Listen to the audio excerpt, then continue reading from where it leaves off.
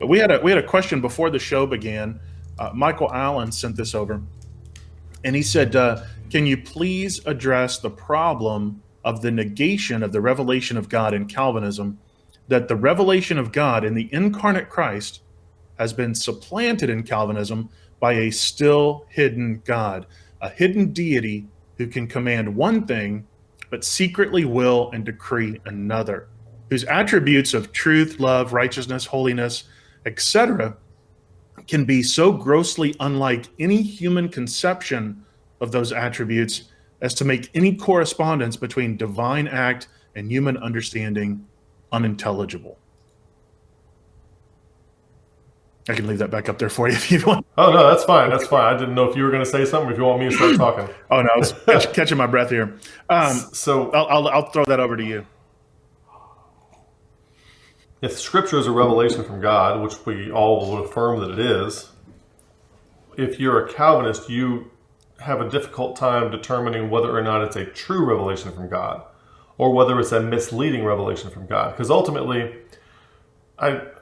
Calvinism is essentially Gnostic for two different reasons. It's Gnostic in its origins, and because, Augustine basically reverted back to his Manichaean Gnosticism in order to try to have a formula that would defeat Pelagius.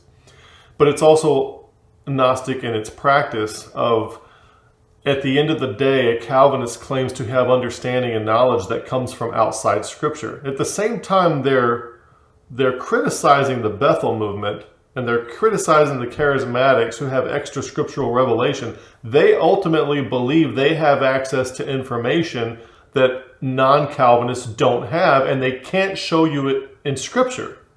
They say, well, it's a secret. It's a secret thing. God has a secret will that he doesn't tell us about. Then what on earth is Scripture for? What is it telling us? And ultimately, it's a lie. So a couple of examples occur to me. There's a very simple verse, 1 Thessalonians 4:3.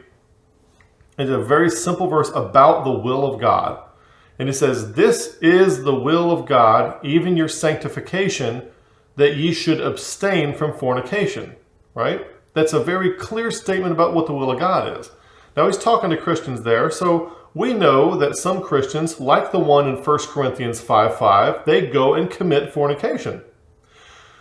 In Calvinism, the fornication was the will of God. London Baptist Confession, chapter 3, paragraph 1. Everything that comes to pass was divinely decreed from before the foundation, all that kind of stuff. Okay? Everything that comes to pass.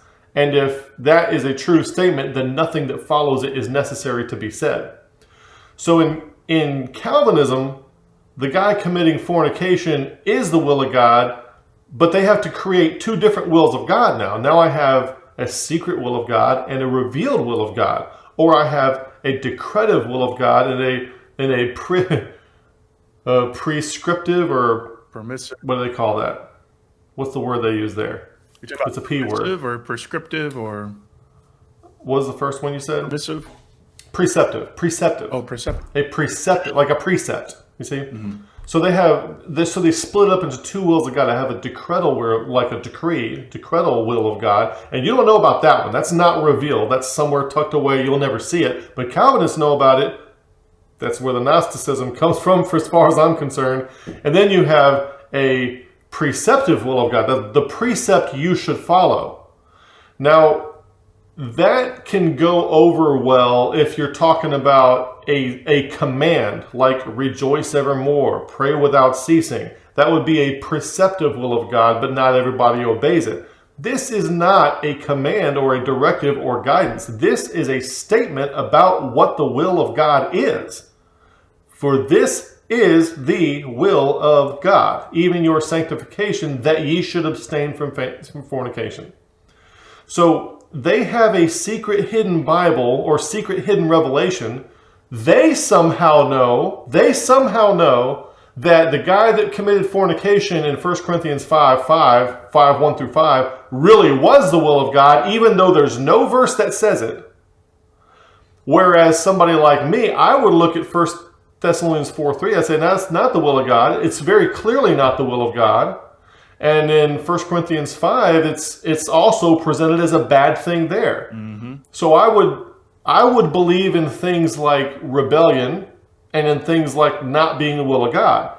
But if you are a strict deterministic Calvinist, in London Baptist Confession, chapter 3, paragraph 1, everything that comes to pass is decreed by God. What you wind up with is you have a Bible that's a lie. It tells you something's the will of God when it's not. And there's a real will of God that was not revealed to you, which Calvinists somehow Gnostically know about.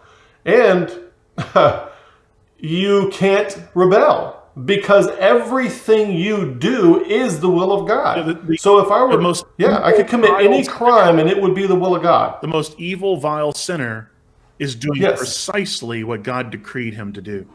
Just like the most righteous, obedient follower of Christ is doing precisely what God decreed him to do. Both are doing God's perfect will. Absolutely perfect will. No rebellion, no sin. Yeah, there'd be no such thing as sin. No, there isn't. There's no rebellion. It's just perfect obedience.